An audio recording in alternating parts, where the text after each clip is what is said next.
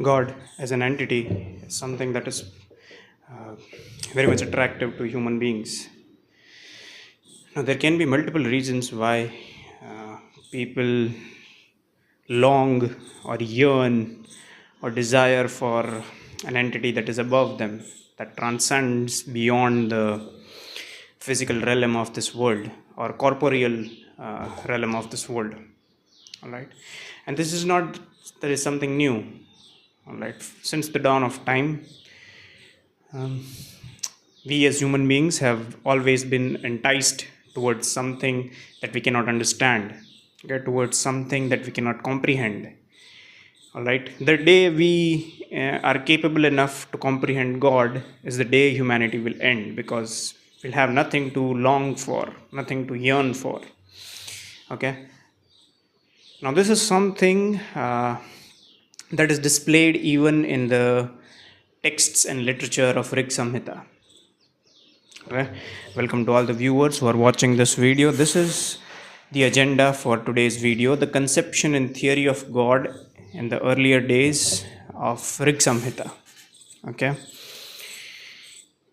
Now, what has happened over the period of time is when actually the hymns or the couplets that are written in the Rig Samhita, when actually they were written down, they were in practice, they were in oral tradition long before they were actually written down. So we cannot exactly assign a specific date that during this century this worship of this god started. All right. So we don't exactly know. This is simply we are just analyzing based on the limited tools, limited mental faculties that we have, because clearly there is a limitation. If indeed we were meant to understand the entity that is God, okay, then we wouldn't qualify as humans. The mere fact that we are incapable of understanding gods makes us humans. Okay, so that is something that we must keep in mind. So let's focus on chapter number 18. Chapter number 18, that is religion and philosophy, as mentioned in the Rig Samhita. Okay. The hymns reflect in places that primitive attitude of mind which looks upon all nature as living presence or as aggregate of animated entities.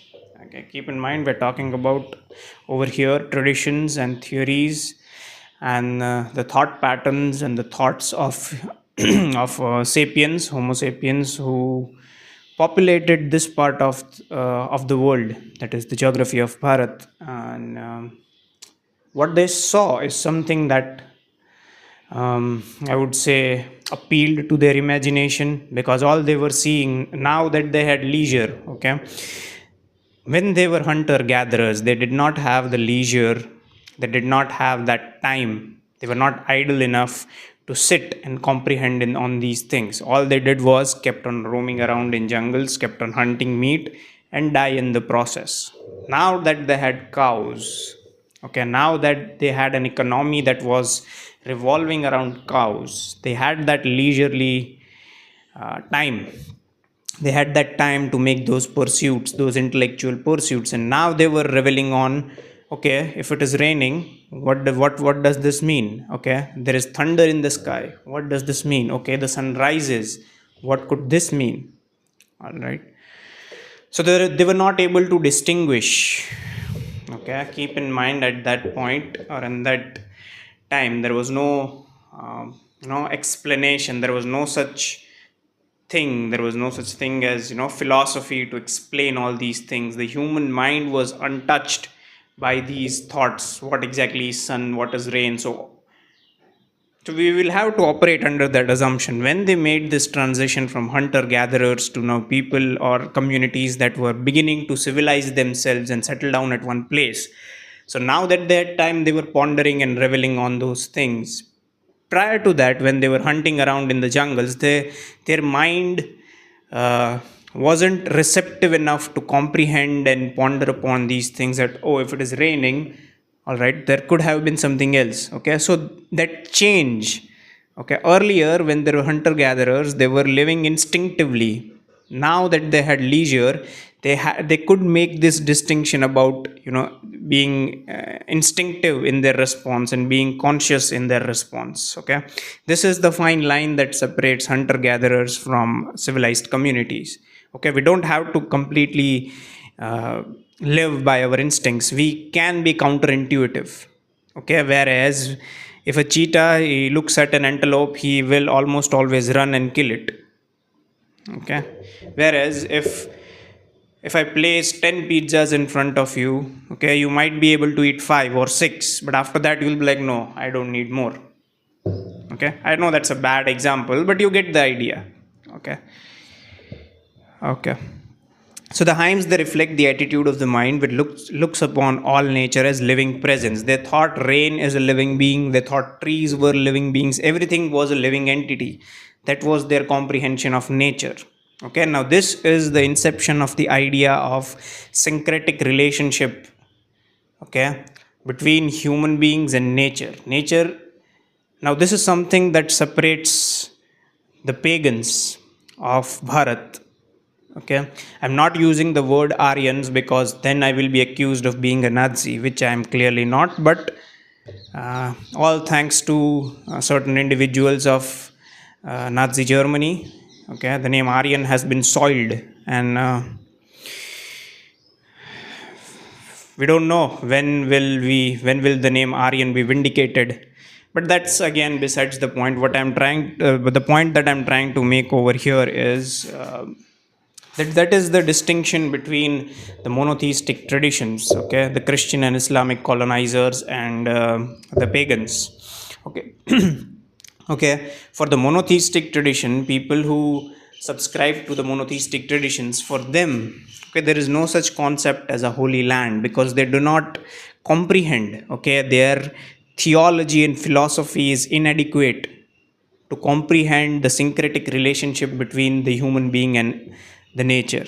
Okay, whereas we as being pagans, we concede and we acknowledge that trees are living beings, uh, all the natural phenomena are living beings. At least it started off like that. Okay, the Aryans who lived during the Rig Samhita age, they acknowledge that rain is a living being, sun is a living being, trees, water, everything is a living being.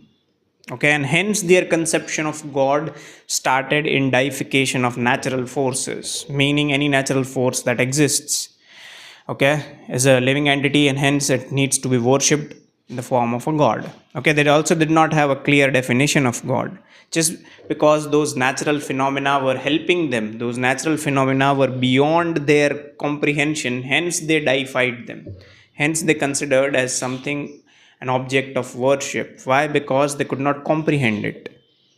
All right.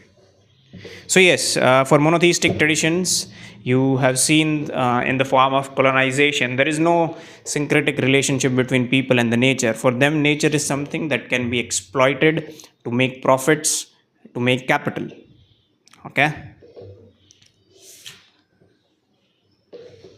Next up, on page number 364, R.C. Majumdar, he goes on to write, the Rig Samhita is a monument of Aryan mythology, and in this respect is equaled in importance only by Greek mythology. The Rig Vedic mythology thus forms a connecting link between the later phase of religious beliefs and the Indo-Iranian as well as the earliest Indo-European phase. See, now uh, there are increasing and deliberate efforts, okay, to link everything that is nice about this civilization with the people or the races that came from outside. Do you see any? Do you see parallel narratives in the contemporary era of Bharat where we are being told that Mughals weren't foreigners, they were the natives?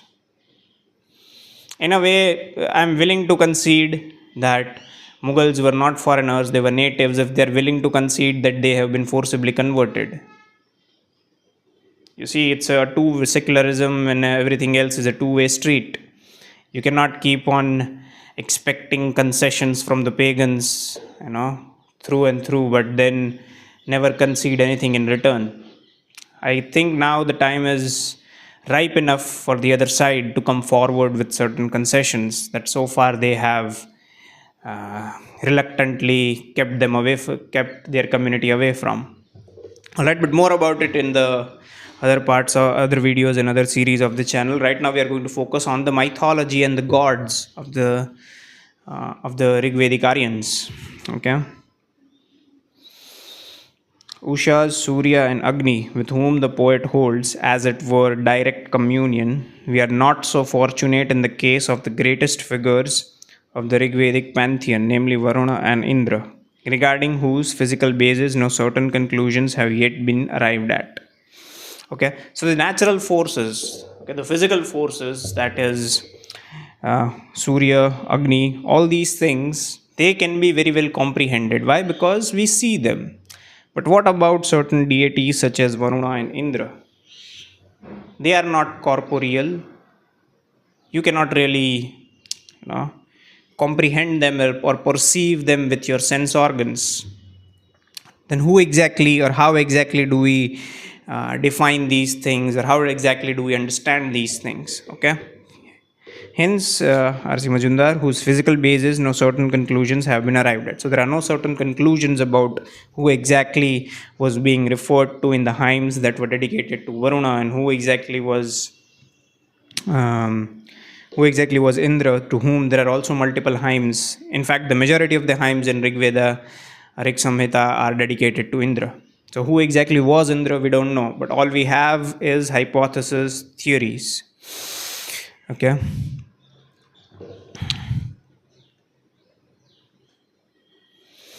The increase being due either to some striking attribute abstracted from the concrete personality of a deity and founding the conception of a new deity, which develops independently, as in the case of Savitri, or to an abstraction taking up a concrete form later through association with some cosmic function and natural power.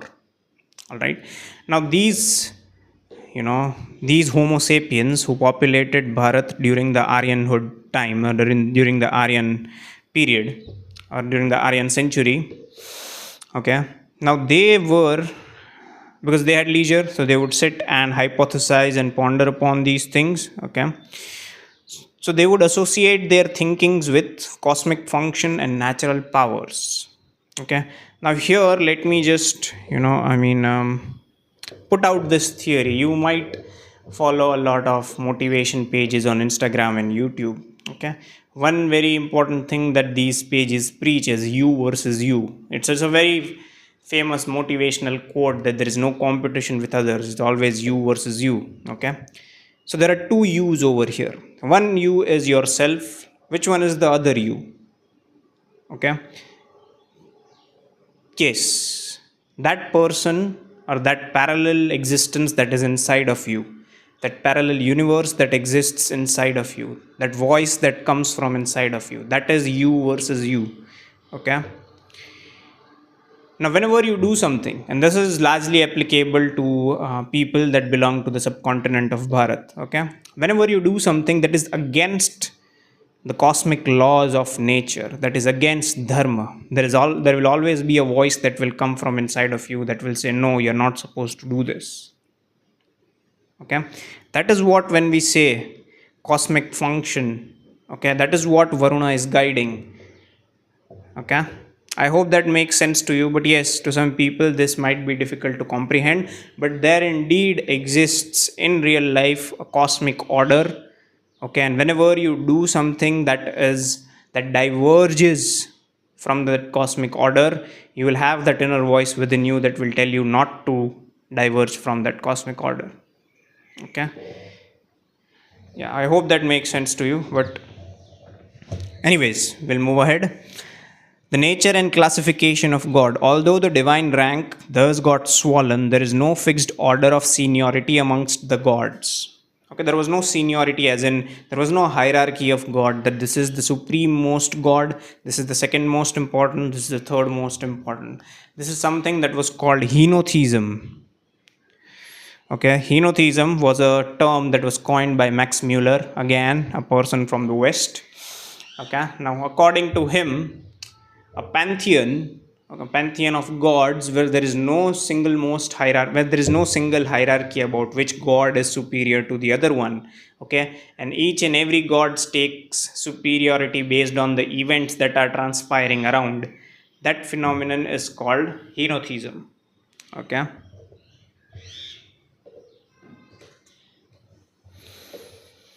So divine rank thus got swollen.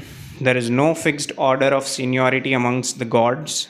Too many functions, powers, and offices are held in common by two or more deities. There is a sort of communism or democracy among them.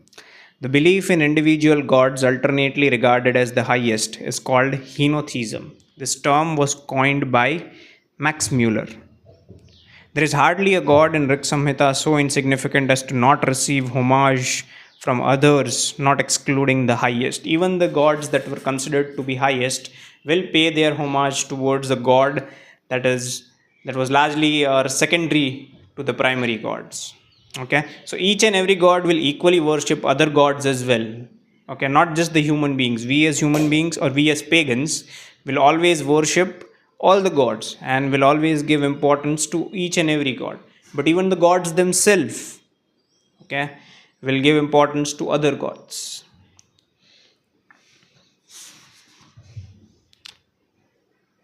All right. So largely all these entities or deities were divided into three parts. Okay. Now these three parts, number one is the Prithvi Sthana, meaning the terrestrial gods. Second one is the intermediate, that is Antriksha Sthana or Madhya Sthana. And the last one is Dyusthana, meaning celestial.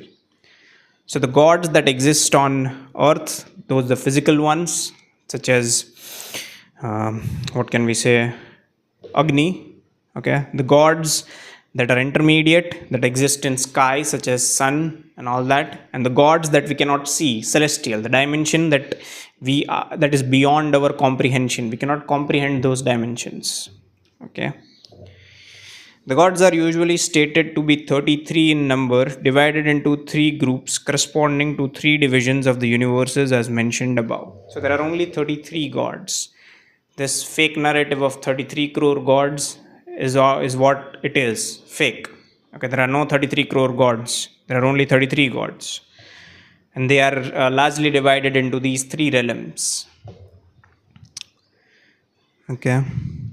The gods subdue the forces of evil and regulate the order of nature, which they themselves follow and enforce on mortals. They reward the righteous and punish the sinful. Okay, here, according to R.C. Majumdar, and what he is writing over here is in accordance with the Rig Samhita.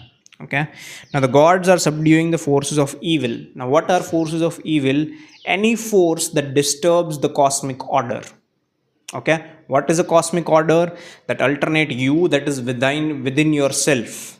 Okay, now whenever you do something that diverts or diverges from the cosmic order, there will be a voice that will come from inside of you that will tell you not to do that. But even if you end up doing that, that qualifies as evil. And when you do such evil, you are bound to be punished and you are bound to have committed a sin. Okay, now you will say that okay, how do we know that whatever actions that we are doing? Okay, now this is again, this is a reinforcement of the theory of karma that we have.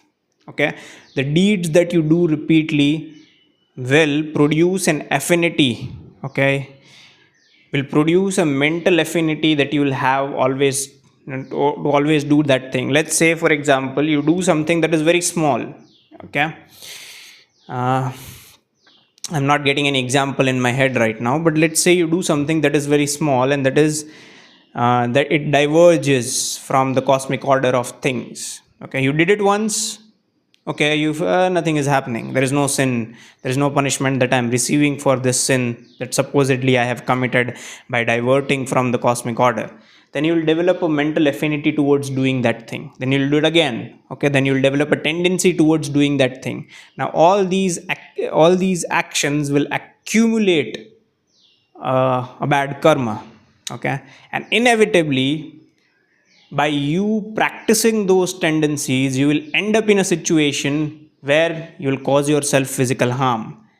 Okay, and that is what theory of karma is. That is what Varuna does. Protection of the cosmic order.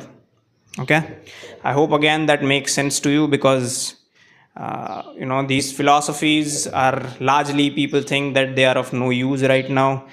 They are obsolete, but no, they are pretty much valid. And if you apply these simplistic theories, okay, it will not make massive changes to your life, but at least it will give you some semblance of or the reason for your existence.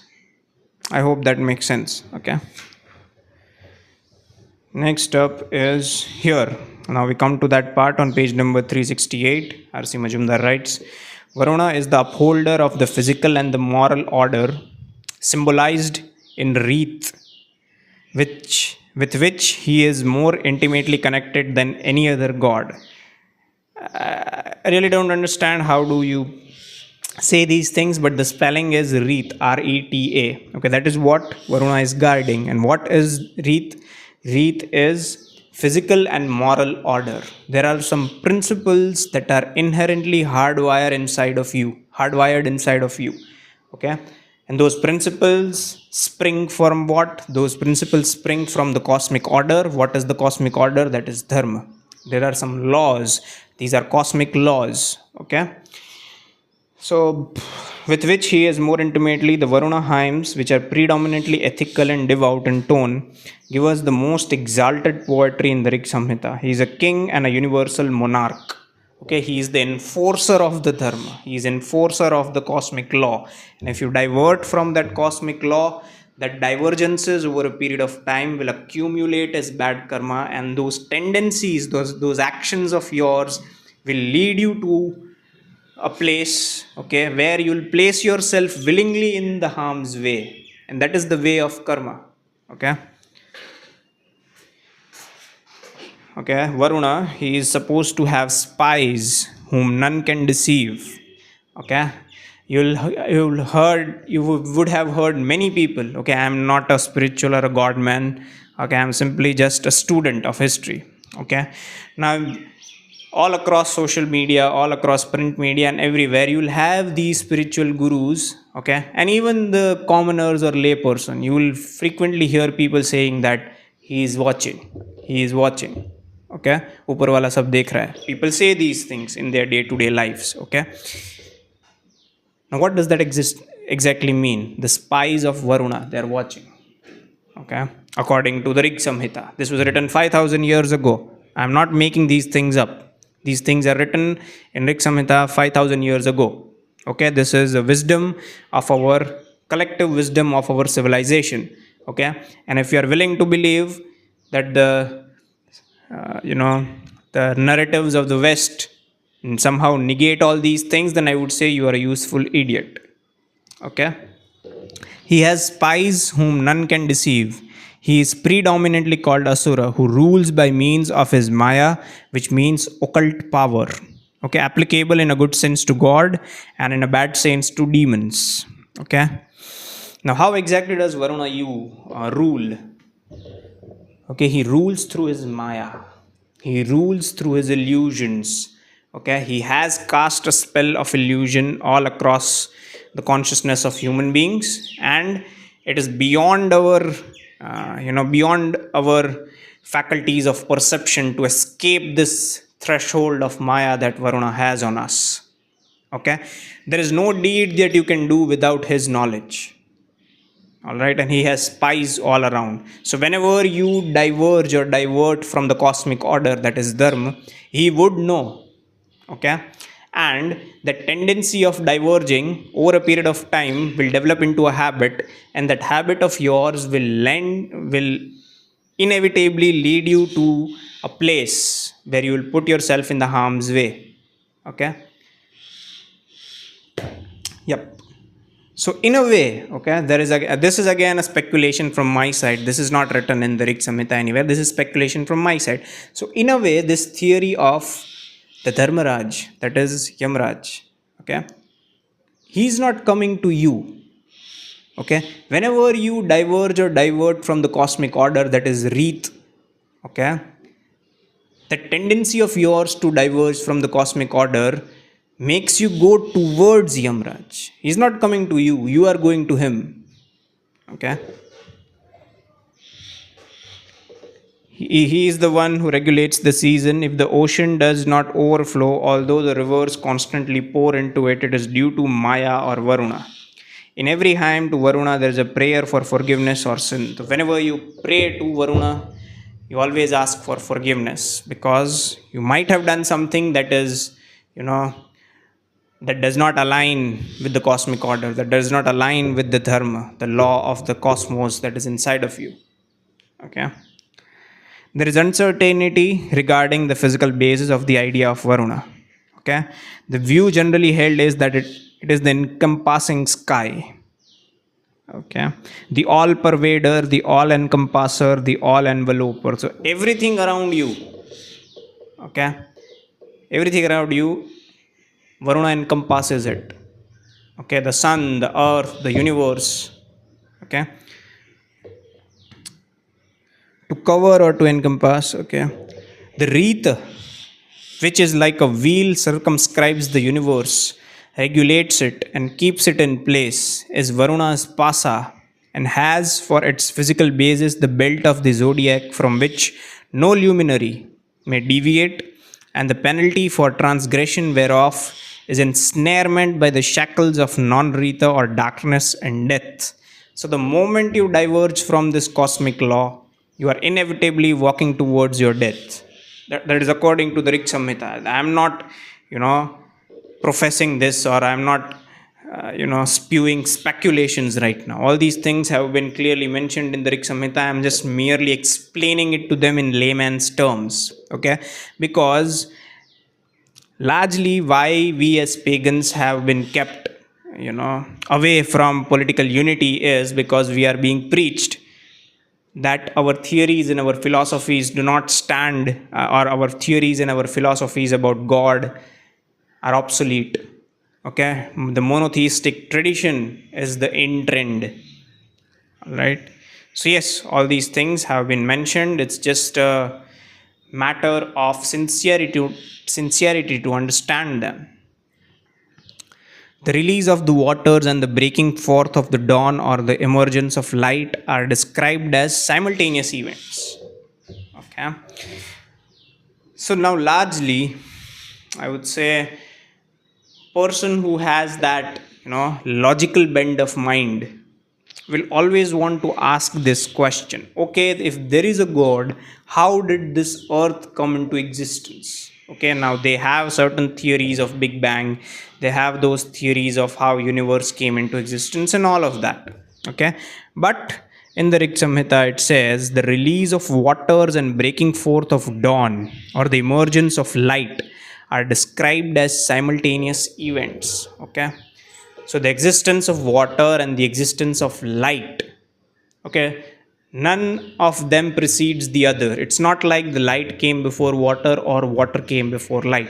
Both of them came into existence simultaneously. That is what the Rig Samhita says. All right. Surya is the most concrete of the solar deities. Okay. Interestingly, the Gayatri mantra, okay, many of almost all the children of pagans, okay, when they are kids, when they are young, they are asked to chant this Gayatri mantra. Okay, now that specific hymn is dedicated to sun god. Okay, that specific hymn is mentioned in the Rig Samhita. Okay, that was something that was written down 5000 years ago. Now we don't exactly know how many years prior to being written down was it actually in practice, and even before that, how many years prior to being accepted as a oral tradition, how many years or how many centuries prior to that were those centuries of trial and error where they perfected that hymn. Okay, now it is said that it is the morning prayer of the Aryans for more than 2000 years. Okay, Surya god, he is invoked to confer his splendor on and stimulate the thoughts of the worshipper. Okay, so whenever you chant that Gayatri mantra, all you are doing is requesting the sun god to give all his charm, all his splendor, and with that splendor, stimulate your thoughts. Okay, no wonder why the European countries are adopting these hymns to chant in their schools, because they want their kids to be as smart as the kids uh, that are there in Bharat. But the pity is, we are in this weird obsessive race of proving to the Westerners that we are more Western than them. It's an absurd race, if you ask me. Okay. Next is Vishnu probably is a personification of the activity of sun, whose passage through the three divisions of the universe, namely earth, air, and heaven, is referred to in his three steps. Indra is the only deity most closely associated with him. Okay. Next, this was interesting. The word Aditi is primarily a noun, meaning non-binding, bondlessness.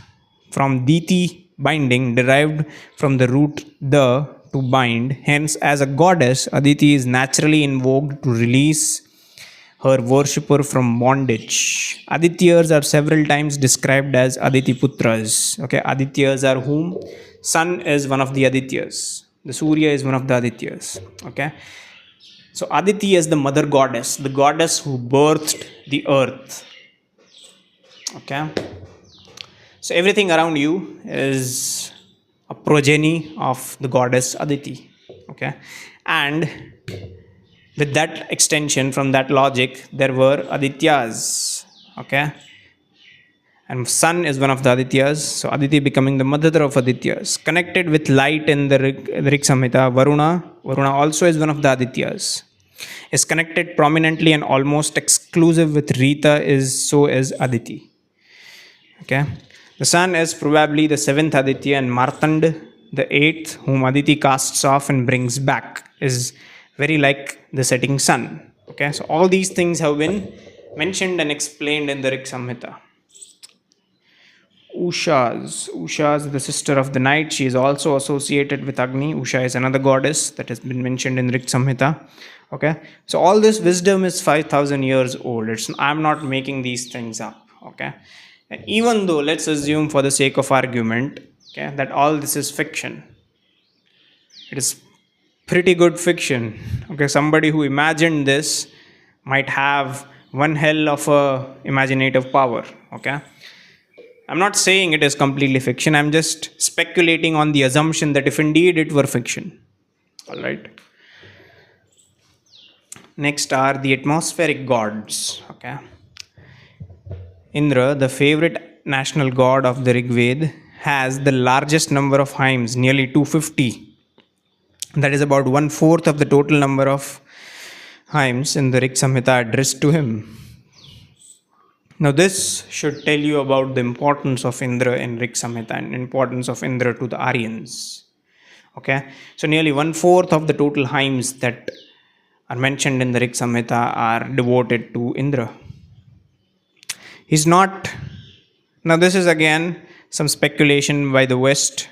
All right, he's not a purely Aryan creation, and his name is Pre-Aryan, a demon in Avesta. The cosmic aspect of his nature as the liberator of the waters is older than the martial one, which seems to have developed to the detriment of the former aspect. Okay, so everything that clearly establishes our identity or reinforces our identity as the descendants of the Aryans will always have some part of it that is claimed by the West. Okay, because they don't want us to reclaim our rightful identity. Why? I think it's a fool's gamble. It's a fool's guess. Why don't they want us to reclaim our, native identity? Is there a deep-seated insecurity, a deep-seated racial insecurity? We don't know.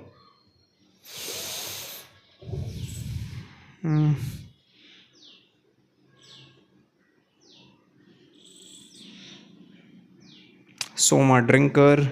Indra is supposedly addicted to Soma, which stimulates him to battle than any other god. The epithet Soma drinker, being characteristic of him. He has been shown as somebody who is, overly fond of drinking Soma.